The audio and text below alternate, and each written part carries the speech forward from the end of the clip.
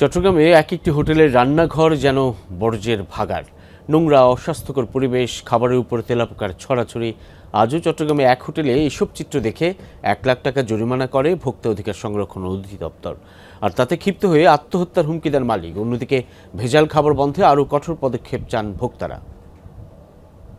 Declare দিছি তো আপনাদের সামনে, আমি আত্মহত্যা করে এখন ওরা যাবে তালা মারে, আমি সাত থেকে লাভ দিয়ে মরে যাবো। হোটেলের নোংরা রান্নাঘর দেখে জরিমানা করায় আত্মহত্যার হুমকি দেন হোটেলটির মালিক।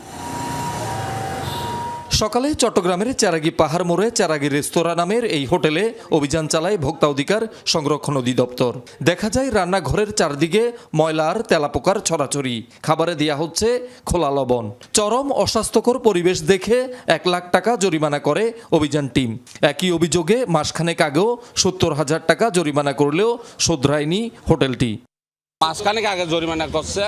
আমি বলছি ঠিক আছে, আমরা টাইসও কিনে আনছি, মানে কাজ করার জন্য। 5 টাইপ দেখছেন এখানে, 5ও আছে, কাজ টালে করার জন্য। ভালো সিমেন্টও আছে নিচে।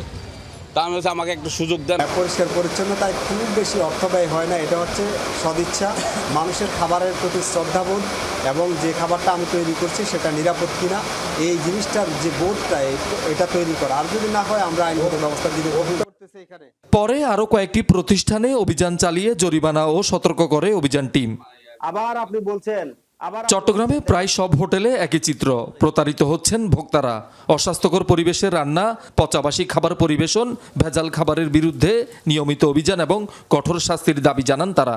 জিনিসপত্র যাতে এগুলো ময়লা না থাকে এগুলো তদারকি করবে, তাহলে আশা করি পরবর্তীতে এই সমস্যার সমাধান হবে। তো ব্যবস্থাপনা তো আমরা তো উপরে তো ভালো দেখি, ভিতরে তো আমরা যাই না। কাস্টমার আমরা টুকটাকগুলো নিচে তো যাই না, আমরা তো উপরে টুকটাক নাস্তা করে চলে যাই। এটুকু মালিক সতর্ক থাকে তাহলে আর অসুবিধা হয় না।